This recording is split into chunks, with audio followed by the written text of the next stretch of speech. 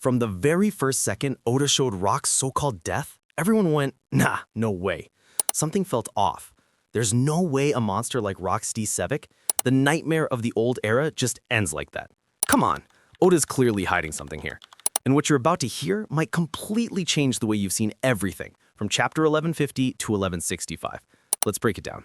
All right, pirates, before we sail into the next adventure, remember, this crew's strength comes from you. Hit that like button and join the crew by subscribing. Every like is another spark pushing us closer to our dream. Our goal for this video, 200 likes. Let's prove that our crew never backs down. Now, set sail and let's chase the One Piece together. So, back in chapter 1150, Imu literally says to Brogy, I'll give you the eternal body. But then in 1152, Scopper Gaban drops the bomb. These guys aren't immortal at all. So who's telling the truth? Imu, the so-called god of the world? Or Scopper, the man who actually fought them head-on? You gotta go with Scopper, right? He saw it with his own eyes. That's when everything starts to make sense.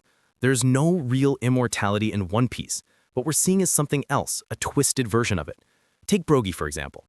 Yeah, he regenerated his arm after getting that kami power, but it wasn't full immortality. It was limited, temporary regeneration. Now, look at Rocks. After that insane combo attack from Roger and Garp, his body was done, torn apart. No regeneration, no comeback, nothing. So what happened? Imu didn't give him life. She injected something dark inside him, some weird energy, a second soul that completely took over his body. Meaning, the Rocks we saw wasn't even the real Rocks. He was being possessed. That's why his Domi Reversi didn't spread to others like Brogy's did. When Brogy transformed, everyone near him got affected.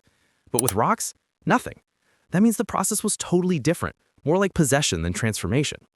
Now, here's where it gets crazy.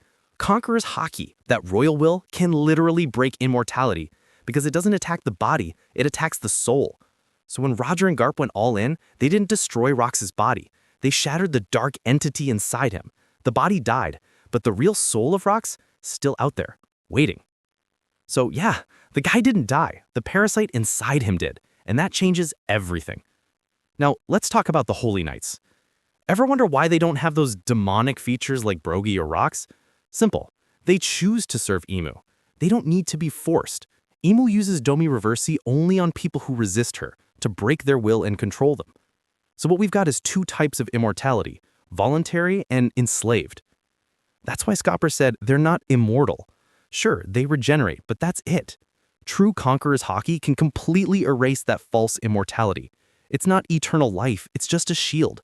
And when you meet a stronger spirit, that shield shatters instantly. But here's the real question. If Imu isn't truly immortal, then how the hell has she been alive for over 800 years?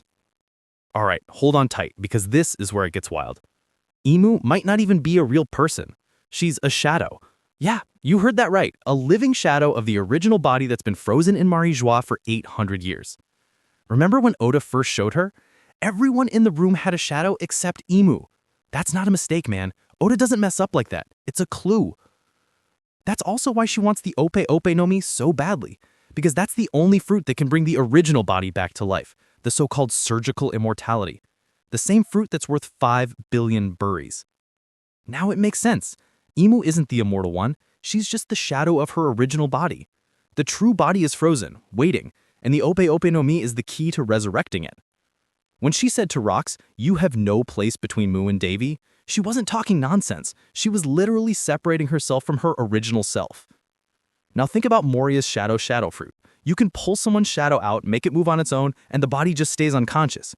If the shadow dies, the body stays asleep. That's exactly what Imu is. A shadow of the original being. And who's been hanging around Moria lately? Blackbeard. And we know he's obsessed with secrets of the world. So yeah, Blackbeard probably knows the truth about Imu. He's chasing that same shadow power. So when you put it all together, Rocks didn't die. Imu isn't immortal, and the entire idea of eternal life in One Piece is a lie. The final war isn't just pirates versus the world government. It's will versus shadow, soul versus immortality, truth versus God. The end of Rocks wasn't death, it was rebirth. And when he returns, because he will, the world's gonna burn. So get ready, because the story of One Piece just hit its real turning point. The age of false gods is ending, and the age of true freedom is about to begin. Stay tuned because Oda is about to blow our minds like never before.